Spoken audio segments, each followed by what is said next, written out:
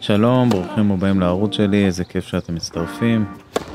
אז הנה הגמר של ה-ITF, קטגוריה 35 פלוס. אני רומן גורניך מול פאדי סבא. הנה ההגרלה שאתם רואים לפניכם, בחצי גמר מול דן קליין. ובגמר נגד פאדי סבא, לפאדי הייתה הגרלה קצת יותר מורכבת, היו לו משחקים יותר ארוכים. אבל הנה אנחנו משחקים שבת בבוקר ברעננה, היו גם כמה צופים, אז בכלל היה מצוין. מילה טובה לארגון של האיגוד ובכללי של מרכז רעננה, זה אחלה מרכז, מגרשים לדעתי באיכות הכי גבוהה שיש שם בארץ, או טופ 5, מתוחזקים עם תאורה טובה וכמובן בלי סדקים, אז היה ממש נחמד לשחק שם ולהתארח. את פאדי אני לא מכיר, אף פעם לא נתקלתי בו, לפי דעתי הוא 40 פלוס בגיל שלו, אז לקחתי את זה בחשבון שהוא יכול להתעייף אולי קצת יותר מהר. בין היתר אני בחנתי אותו בחימום, ראיתי שהוא גבוה והוא מכה חזק, אז ידעתי שיהיה לי יותר קשה מול הסרף שלו. אבל מבחינת הטקטיקה שלי והאסטרטגיה למשחק באמת לא הייתה לי, פשוט כמו כל משחק ניסיתי להיות כמה שיותר אגרסיבי, זאת אומרת כדורים קצרים ללכת קדימה ולתקוף. מצד שני, אם נשארים מאחורה אז להשתדל להיות יציב ולא לקחת סיכונים יתר על המידה, איפשהו שמה לשלוט בקצב של המשחק. זהו, והתחלתי די חזק, התחלתי די טוב. בסט השני היה קצת יותר קשה, גם התחלתי טיפה להיות לחוץ, וזה לא תמיד קל לסגור משחקים, למען האמת זה אף פעם לא קל לסגור משחק בטניס, אז זה טיפה הפריע לי, אבל סך הכל מבחינתי היה משחק מצוין, ותחכו כמובן לסוף, קיבלתי סוף סוף דירוג של ה-ITF, והתקדמתי עוד שלב אחד לקראת המכבייה, אז אני מקווה שתישארו עד הסוף של המשחק. כמובן אני מזמין אתכם לעשות סאבסקרייב לערוץ ולעשות לייק, ואני מאוד מאוד אשמח לתגובות שלכם. בתגובות רציתם לדעת איך נרשמים ל-ITF ואיך משתתפים בתחרויות, זה בהחלט משהו איזשהו סרטון שאני מתכנן לעלות בזמן הקרוב, אז תרגישו חופשי להגיב ולהגיד מה שבא לכם, אני מאוד אוהב לראות תגובות. אז יאללה, תהנו, ואני אגיד עוד כמה מילים בסוף המשחק.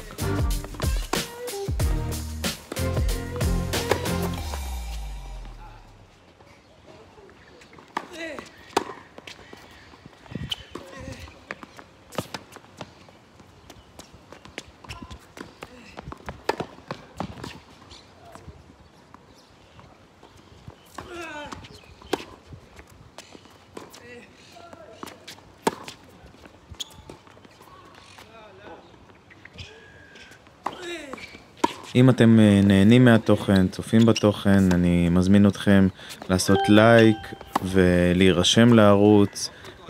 אני מאוד אשמח אם תגיבו באמת פידבק או אפילו איזושהי הערה לשיפור או מה שאתם רוצים, אני מאוד אשמח לשמוע מה יש לכם להגיד.